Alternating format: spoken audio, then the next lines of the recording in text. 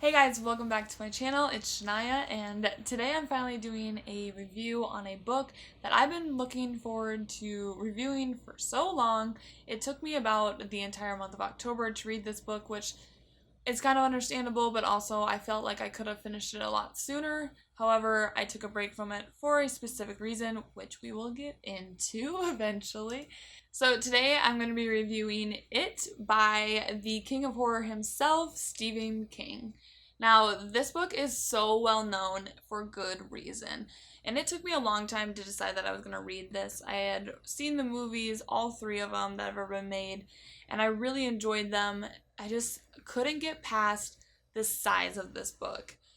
Oh my god, is she thick as hell? Look at that. Oh, this book comes in just over 1,100 pages, which seems super daunting to me. I don't know why, because like when I read Kingdom of Ash by Sarah J. Maas, that was like almost 1,000 pages, and I rushed through that. I had no problem at all. But with this thing, for some reason, it took me all of October. However, I did like pause after a little while of reading this. I got to a certain scene, and I was like, not okay with that. I was not okay with that scene, and I'm sure some of you know what I'm talking about. So I put it down for a while, and I decided to read other books just to kind of forget that scene. But I knew I wanted to finish this. There's nothing against the book necessarily. There's just one scene I wasn't okay with, but everything else in the book was so well done. If you've never read Stephen King's It or seen the movie or even heard of it for that matter, the story takes place in Derry, Maine, which is a town that's loosely based off Bangor, Maine, where Stephen King grew up as a kid and lived also with his wife. And the town is being plagued by a horror that comes every 27 to 28 years. Now, the story mainly focuses in on 7 kids and how their lives are impacted by it, otherwise known as Pennywise the Clown. And we get to see them in 1958 when they're 10, 11, or 12 years old. And then we get to see them in the future as adults when they're 37, 38 in 1985.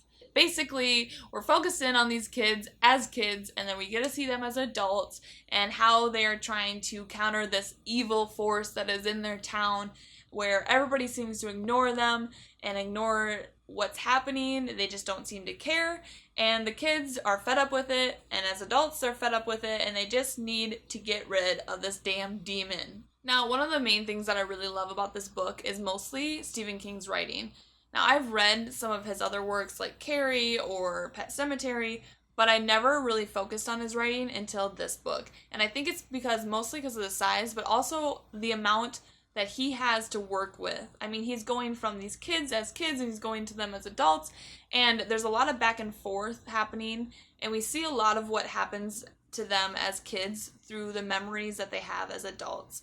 So there's a lot of times where Stephen King will start as they're, in the present, they're adults, it's 1985, and then they'll all of a sudden remember something, and it'll go to that memory, and then within that memory, it goes to another memory, and then possibly another memory, and it's just like memoryception the whole time. You're just going memory, memory, memory, and he does it so well. It never got confusing for me. I always felt like I knew what was happening, even though we're going from different memories and different time periods constantly. But he does it so well that alone made the book incredible. Now, it's kind of confusing with Pennywise and how he became about throughout the book, how this clown basically plagued this town. And Stephen King also does a really good job of interweaving history throughout the book. And he does that in different interludes through a journal of one of the adults, and he does it so well that I wasn't even prepared for it. I didn't really think going into it that I was going to get any background on Pennywise and why he was even there in the first place. But Stephen King delivered it, and he did it so well, and he did it through different ways. I think one of my favorite things throughout this book was the way that Stephen King handled first person to second person to third person point of view. He did it in a way that I had never seen before, and I thought I was going to get really confused by that going into it, because when it starts out, it's mostly in a second person format, maybe third person. It's kind of a hybrid of the two, where it's the thoughts are focused on one person, but then they can easily bounce to another, but you're never actually getting that full effect of their thoughts. But at the same time you are. It's kind of confusing, but when you're reading it, it makes perfect sense. And now there's one scene in the book where one of the kids, Bill, is riding his bike, and it's mainly focused on his point of view and how he's flying through this neighborhood at incredible speeds on his bike. And then all of a sudden, while you're reading that, it just bounces to a bystander's point of view. It's like a lady that's gardening, and all of a sudden she's giving her thoughts on seeing these kids race through the town on their bikes, and it is so incredible. And then it just all of a sudden goes right back to Bill, and it's just, I thought I was gonna have a problem with that, but I didn't. I loved it. I loved it so much. I don't really have very much that's not non-spoilery other than get this damn book, or at least go see one of the movies. I would recommend personally maybe going to see the newer adaptations. The old one from the 1990s, the mini TV series that they did, it's good. It's 3 hours long, and the graphics really aren't the best, but Tim Curry does a really good job playing Pennywise, so I would watch it just for that. But if you want something that's current, up to date, I would definitely check out the 2017 It adaptation, and then most recently It Chapter 2 that came out this year. But other than that, I'm going to get into the spoilery stuff because there's a lot of crap in this book that I need to discuss, I need to vent about, and I'm sorry, if you haven't read it, then it's time for you to leave this video and go read it.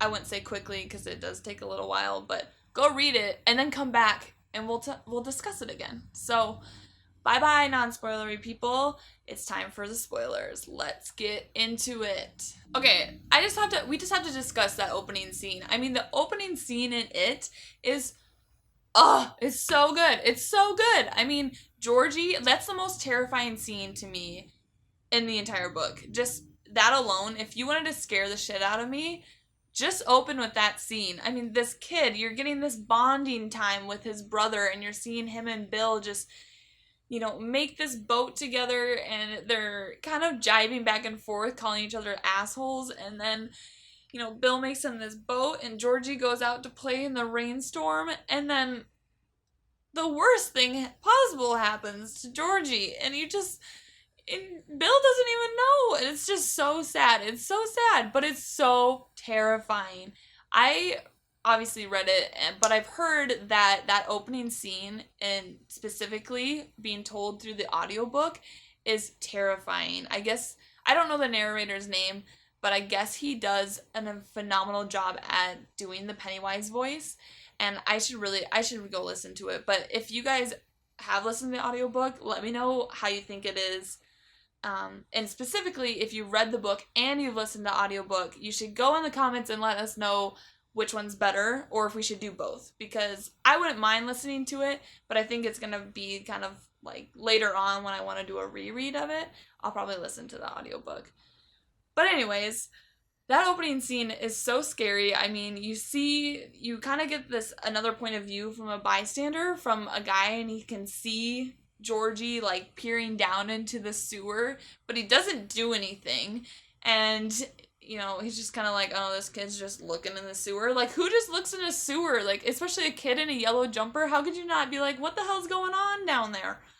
And then we get to see Pennywise right away in the beginning, and he's just telling Georgie, come down here with me, and then he makes it smell. Like, he creates these smells for Georgie, and Georgie's like, oh, I can smell the circus, oh my gosh. Like, how scary is that he can make even your senses just freak out? Like, Pennywise has so much control over you, it's terrifying. But other than that, when Georgie sticks his hand in there, I'm like, Georgie, don't stick your hand in there. Now, I've already seen the movies, so I already knew, but I was like, Georgie, don't put your hand in there, don't do that. And then the fact that he bit his arm off and then just left him. Now, I don't know if you guys have seen the newer movies that are with Bill Skarsgård playing Pennywise, which Bill Skarsgård is freaking incredible at playing Pennywise. He made Pennywise into his own character and did him so much justice. However, in the movie, in the opening scene. I'm sorry, I'm gonna spoil the movie if you haven't seen it. Whatever. Anyways, but in the movie, when he bites his arm off, he drags Georgie in. But in the book, Pennywise just leaves his body there to just bleed out. Like, Pennywise, you only got an arm. You could have had the whole entire body. Like, that's, oh my god, that's morbid. That's so morbid. But, like, seriously, I didn't understand why he was just leaving bodies everywhere. Because not only in this scene does he leave Georgie's body, but later on when you find out about all these missing kids, you find their bodies later, and they're just, like, kind of nibbled on sometimes, or sometimes they're, like, eaten to like, disfigurement. But, and then sometimes they're just taken. Like, they're just taken and you never find their bodies. So Pennywise's rhyme and reason made no sense to me in the book. I was like, if you're gonna kill the kid, you have their entire body to eat. Like, just, I thought this whole thing was about you getting the nutrition from these kids' bodies. I didn't understand that. And maybe one of you can explain it to me, but I didn't understand why he was just kind of being like, I'm gonna freaking leave this kid here, I'm gonna take this one, like, I'm gonna do my pick and choose. Like, how did that work? I never understood that. Okay, I also really want to discuss the characters, because each character had something significant to bring to the table, both as an adult and as a kid, and I thought that Stephen King did a phenomenal... I need to stop saying the word phenomenal. I'm pretty sure I've said it like 5 times already in this video. Whatever. Stephen King really showed... I almost said it again. I almost said phenomenal again. Showed great character development throughout the entire book. But I think specifically, I found that Mike's character was the strongest, which is odd because, you know, throughout the book, Bill seems to be the top dog. He seems to be the strongest of them all, and everyone looks to Bill for everything. But I feel like Mike's character was kind of like thrown in the background, and I felt like he did most of the work and was certainly stronger than them all, and for specific reason. So obviously Mike stayed, which I felt took a lot of courage. The other 6 left and did their own thing and whatnot, which maybe they didn't remember once they left. But Mike stayed, and he stayed with those memories for 27 years, which that was daunting enough. Like, the other ones forgot and just, it didn't affect them, and they became rich. They became rich and, like, super famous.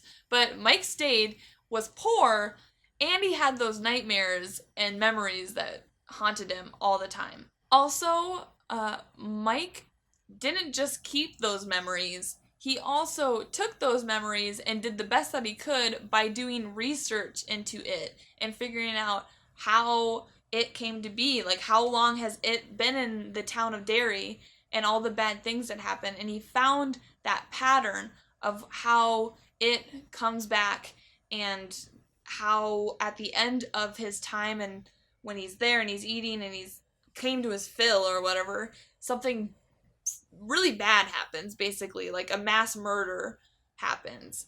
And he wrote that down in his journal, which is the part where we first get our first person point of view because it's in his journal, and you're getting all this history, which I really enjoyed, although when we got it at the very last one, I was kind of like, well, I just want to know what happens, okay? I know that history is happening, but I want to know what happens right now to them as both kids and as adults, because it was going back and forth, and all of a sudden it got interrupted into Mike telling us something that happened way back when, and I was like, I don't care. I don't care. Just freaking tell me what's going on and what's going to happen when they defeat it. Like, I need to know. Now, there was another scene that really showed Mike's character and how strong he was, and that's when they're kids and they're down in the sewers. It's right before they go and attack it, and basically it's trying to come at them with all their fears. I think at first it comes at them. No, that's when they're adults. Whatever the first one is, maybe it's the werewolf. I don't remember. Basically, he's attacking them with their worst fears, and one of them that he turns into is the bird, which is Mike's fear, because you find out later on that he was afraid of birds because when he was a baby, like a scarecrow or whatever it was pecked at him. A scarecrow. It wasn't a scarecrow, it was a crow, or whatever type of bird it was, pecked at him as a kid, and he had that fear ingrained into his mind 12 years later. And so when that bird came and it was attacking, I think it attacked Eddie. Poor Eddie, first of all.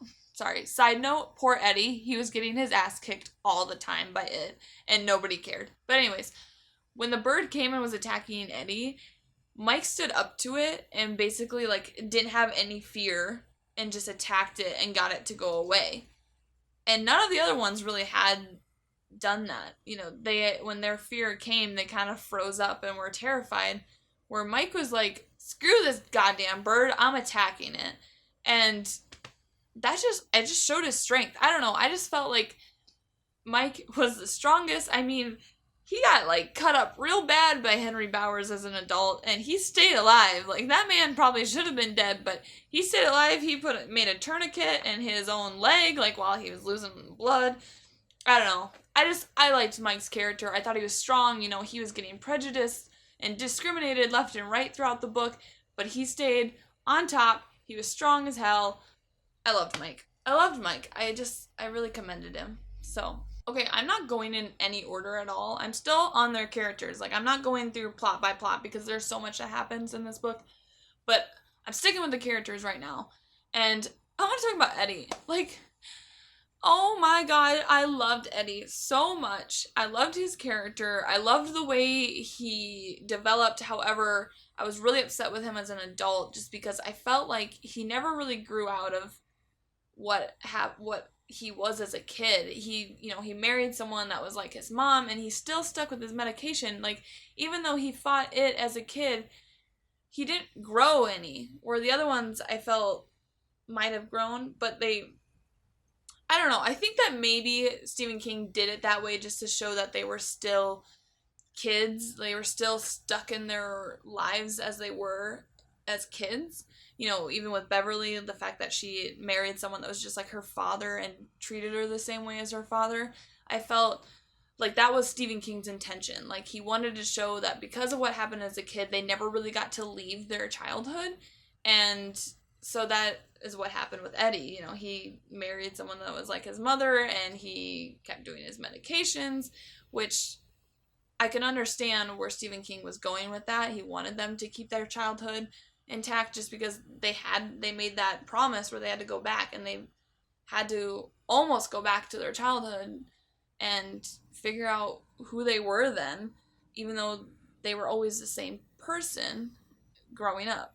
But Eddie, oh my gosh, like, can we talk about his death for a second? Like, why'd they leave him down there? Like, I understand, like, it was gonna be impossible. Like, they could hardly bring Audra, Bill's wife, up from down in the sewers to the mainland, whatever. Like, I understood why they couldn't bring his body, but when they said that he belonged down there, I was like, he does not belong down there. He does not. He just should not be stuck in this stupid sewer with it and its terrifying babies. Like, he did not belong down there. I was like, don't leave him down there. At least, like, take him out from that room. Like, take him out of there and, like, from the door. Like, oh, Eddie. Gosh. And the poor guy, his arm was constantly getting broken. Like, it got broken as a kid and it got broken as an adult. And then, just to top it all off, it just chews his arm off. Like, what did Stephen King have against Eddie's arm? Like, just leave his arm alone. Okay, I want to talk about the scariest moments in this book because it is a horror book. A lot of crap happened. A lot of scary crap happened. And I just want to discuss the parts that made me freak out. Now, obviously, I already touched on the opening scene with Georgie. That was scary in itself. Of course, that was a terrifying moment. And we could have just left it at that, and I would have been scared shitless. However, one of the scenes that got me that I wasn't prepared for, and I think was the scariest of all the kids' encounters with Pennywise, was Ben's. Oh my god, was Ben's terrifying. I mean, you guys, his was like the only one at night, and he was just walking home. It was cold out. He was all alone. And then all of a sudden, you know, could you imagine, like, you're walking home at night. You're already kind of scared because it's nighttime. You can't see very much. And you're walking home alone in the freezing cold. Like, and you just all of a sudden just look over and you see a mummy that's dressed as a clown, like on the river, like the frozen river, I would be like, oh God, oh God. And I would have probably done what Ben did and just looked away and continued walking and been like, oh my God, I'm scaring the crap out of myself.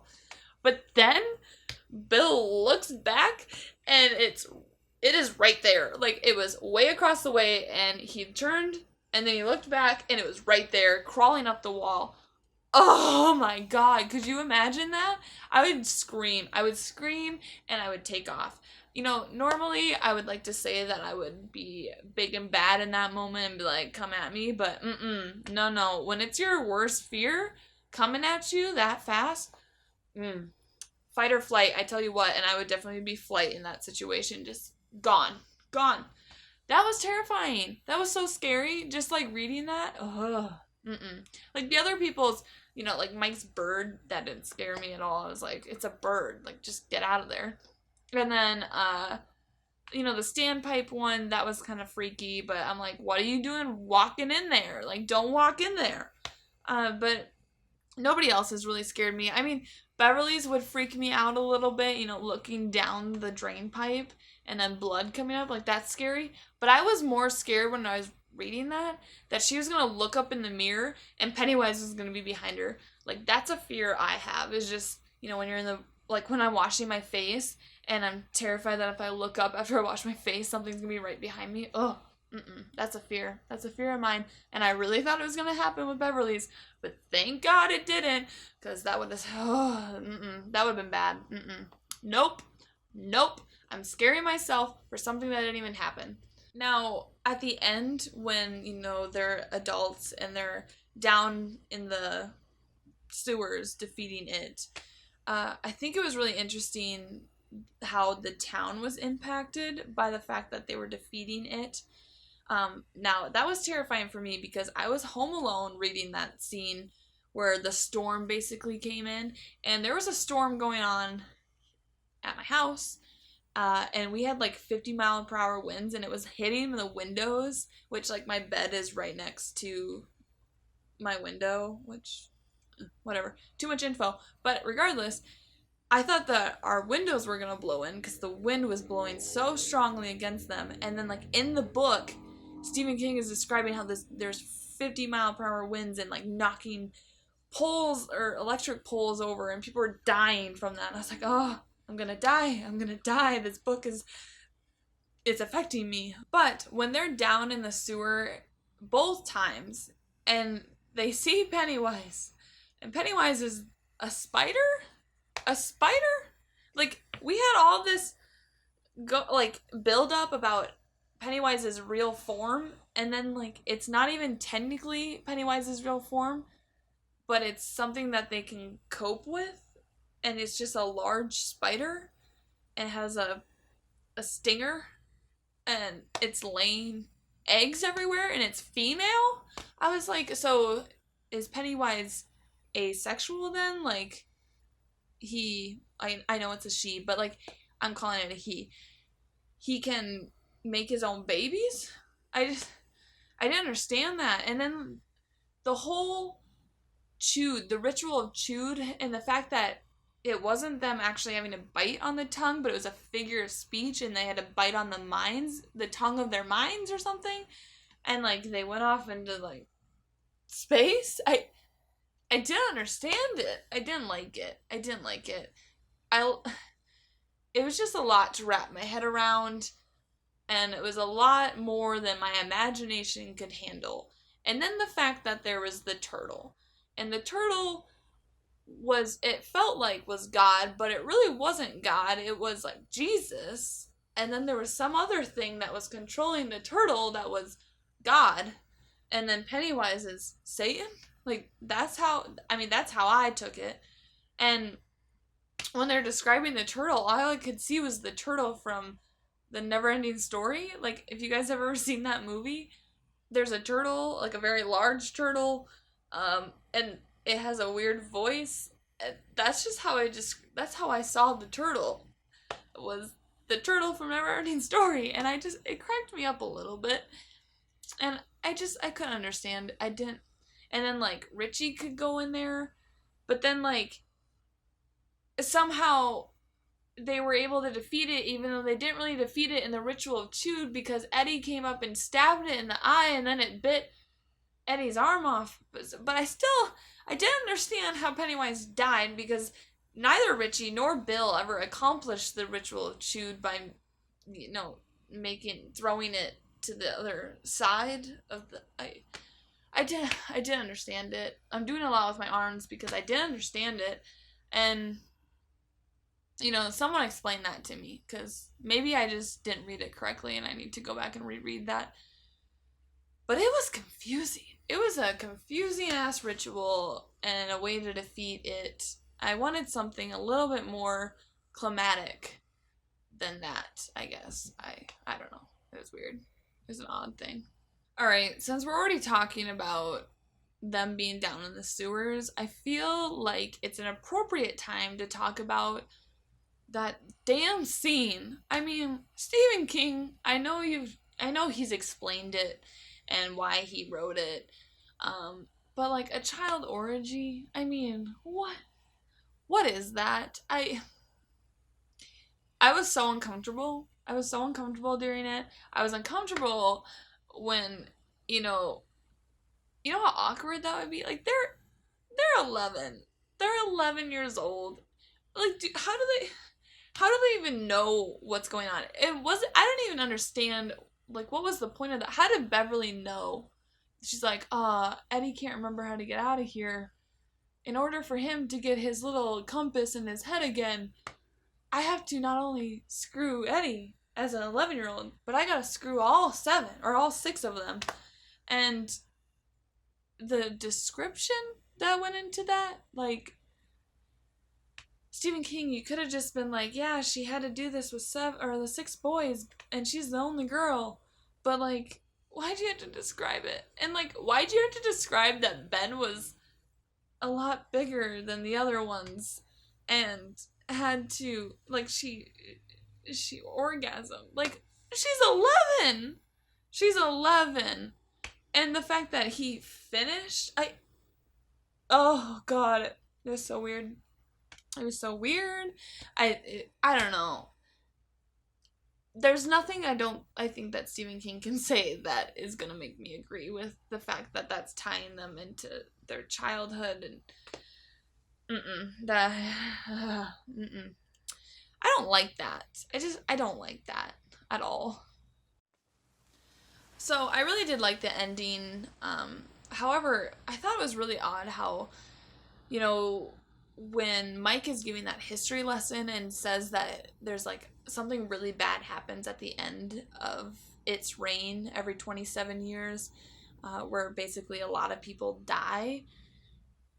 I thought that when they finally killed it in 1985, if I'm not saying, I think it's 1985, whatever, but when they defeated it in 1985, I thought that nothing bad would happen, but apparently something bad did happen. Like, that huge storm came in and Derry kind of like fell apart and like 60 people died. Like, still, even though it was killed, people died. I don't know, it made no sense to me. But I did like the fact that it was a representation, to me anyways, that it was Derry. And, they did say that in the book, that it was Derry, or Derry was it. And so when it was killed, Derry basically just fell apart. Like the main or the downtown street or whatever sunk in and things blew apart. Houses were rolled over. The standpipe fell down. The Paul Bunyan statue fell down. Basically all these really key places that we learned throughout the book and things where things happened fell apart. And then people moved away, and at the end, Stephen King says that the town probably wasn't going to be in existence anymore. So I thought that was really interesting, just to show that, Pennywise had control of this town. This was his playing field, and everyone else was just living in it. And so when he died, everybody else and the town itself died as well. So I really liked that. I liked that ending, and I really was hoping that Silver was gonna come back out and that Bill was gonna ride Silver and say "Hi-yo away, Silver" again, and he did. And it was the last scene. I really liked that. I liked how he was able to get Audra back and, you know, stuck with his wife even though he had an affair, which seemed pointless. I don't understand that. I did like that Beverly ended up with Bill. I thought that was good. But I was really pissed off that they all forgot. I just, when something like that happens and they're impacted, I hated that they forgot each other again. Like, they went through this a second time and they still didn't remember each other. And oh my god, was I pissed that they didn't even remember Eddie. Like, they forgot Eddie. And like his death, it seemed unreasonable. I don't know. I just felt like Eddie could have stuck around. He didn't have to die. Eddie did not need to die. And the fact that they forgot his sacrifice for them and that he was the real key to killing it, it doesn't suit. It doesn't sit well with me, I guess. I don't like that. But I did like the ending. I loved the book. I thought it was really well done. It was good. It was a good book. I'm really glad that I read it, and I feel like I got a lot from the book, and I can officially say that I read a 1100 page book by Stephen King. So yeah, let me know what your guys' thoughts are down below in the comments, or you can always follow me on my social media, either Instagram or Goodreads or Tumblr or Twitter, and I'll have all of those linked down below for you guys. But other than that, I don't really have much more to say. I'm sure I'll think of things to say, but whatever. Thanks for watching, and I will see you guys next time. Bye!